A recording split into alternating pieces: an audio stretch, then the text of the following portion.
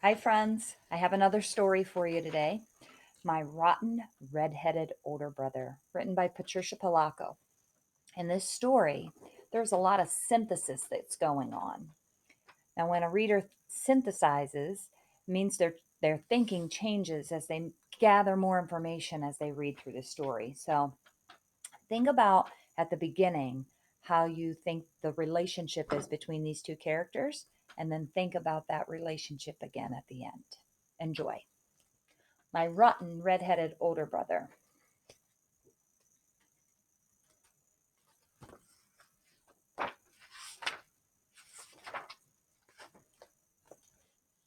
My rotten redheaded older brother.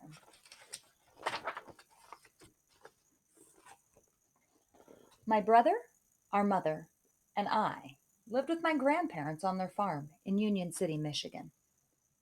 Now, my babushka, my grandmother, knew lots of things. She knew just how to tell a good story.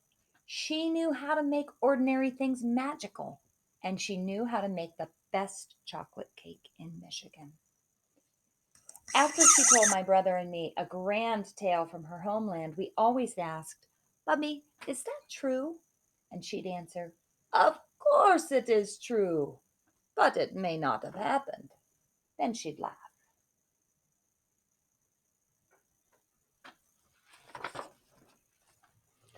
Now I knew that she loved me all right, but I couldn't quite understand how she could even like my older brother Richard. He had orange hair that was like wire, and he was covered in freckles and looked like a weasel with glasses.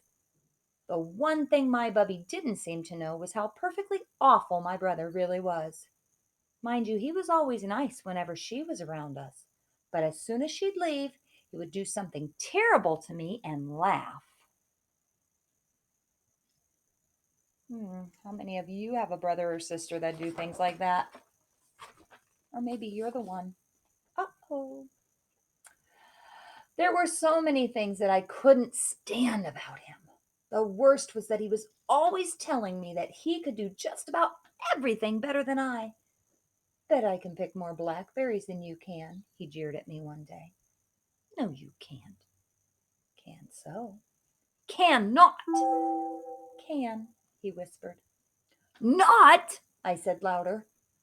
Can, he whispered so softly that I could hardly hear him. Not, I screamed back.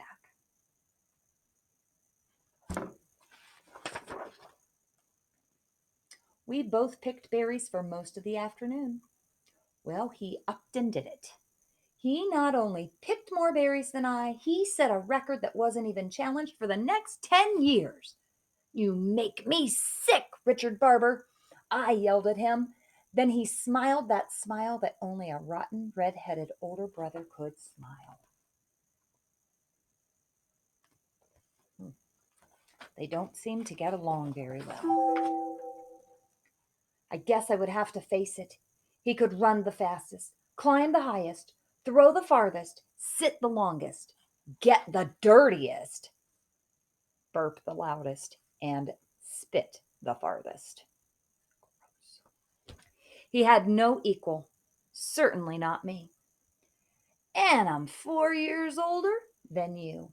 Always have been, always will be, he sneered.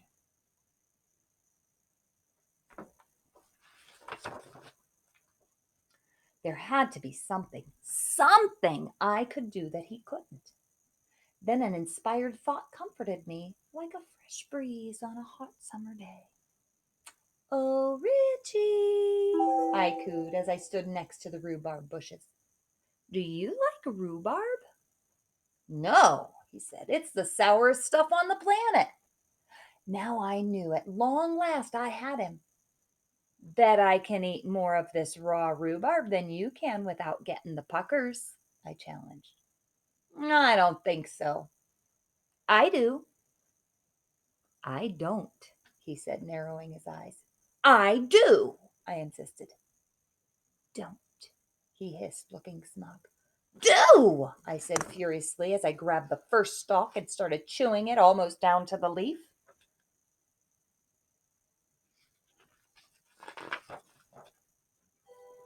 When I couldn't get one more sour bite into my mouth, he was still eating with relish. I thought you said you don't like rhubarb, I said through pursed lips. I don't like it. I love it, and he announced as he popped the last stalk into his mouth. I was so mad I couldn't even feel how my belly was starting to ache. I can't stand you, Richard Barber. I double dog can't stand you, I screamed as I went into the house to be consoled by my grandmother.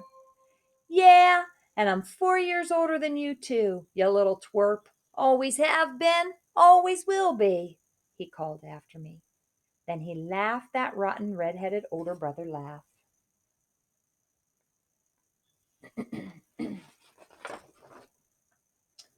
That night at dinner I could hardly eat.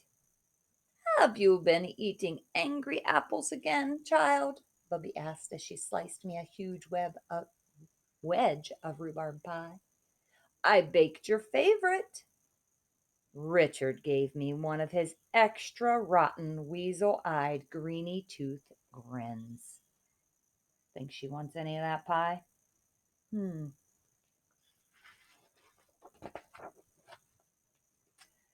At bedtime, my Bubby came and sat on the edge of my bed like she did every night. Look, a falling star, she said. We watched it streak across the sky, then she spit twice between her fingers and gave her chest a loud slap. Why did you do that, Bubby? I asked. I was making a wish. Didn't you know that wishes on falling stars come true?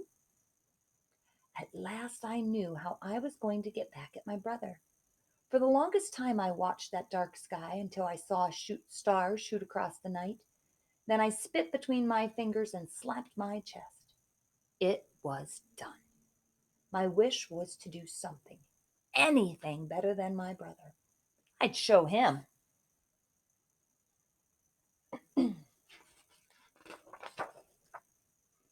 The next morning, all I could think about was my wish.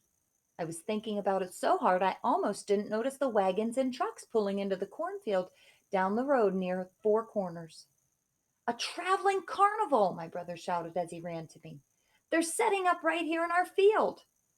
Bet I can eat more hot dogs than you can, he teased. He was already starting it, but this time I was going to do something so incredible that even he would have to sit up and take notice. I had a star wish. I'd show my rotten red-headed older brother all right.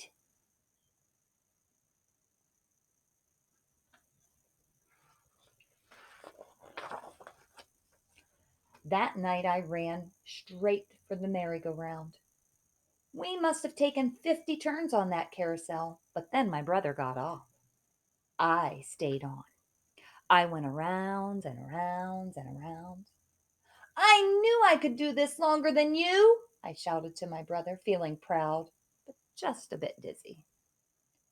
Tricia, I heard my bubby call out.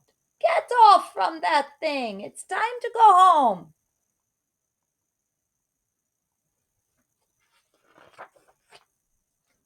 The last thing I remembered was stepping off from the platform. Next thing I knew, I woke up with Bubby sitting on the edge of my bed. Mom and Grandpa were there too. You gave us all a fright, Mama said. How do you feel? What happened? I asked. You fell, my rotten red-headed older brother announced with the biggest grin on his face. I don't know what we would have done, my Bubby said softly. Your brother carried you all the way home, and then he had to run to get Dr. Lee.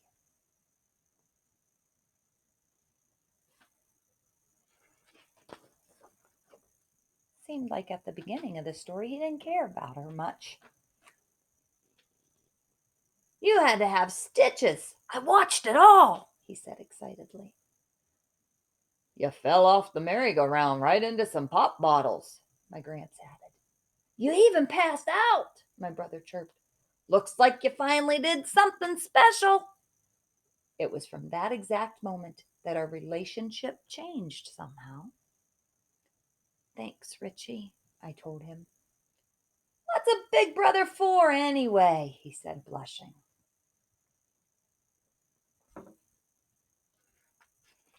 do you think their relationship changed? In her view, anyway. That night, we were all out in the yard. On hot Michigan nights, it was my family's custom to sleep outside where it was cool. Look at those stars, Bubby said quietly. Wishes are funny, aren't they? I said. Sometimes they come true differently than you think they will. That's why you have to be very careful what you wish for. It just may come true, Bubby said. Then she squeezed both of our hands.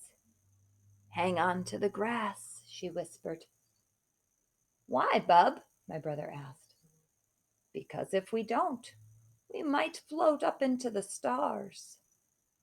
Then she leaned over and kissed us both 3 times. I kiss your eyes, and I hold both of your hearts in my good keeping. And this night I thank God that I walk this earth with both of you. Amen.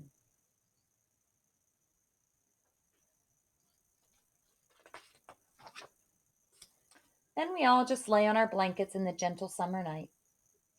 I'll always be 4 years older than you, though, my brother whispered softly, and then smiled.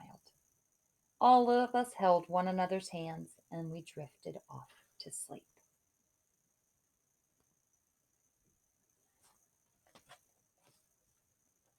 Maybe you have a brother or sister or cousin or friend that acts kind of the way that Richie does to his sister. But think about that relationship and how it changed at the end.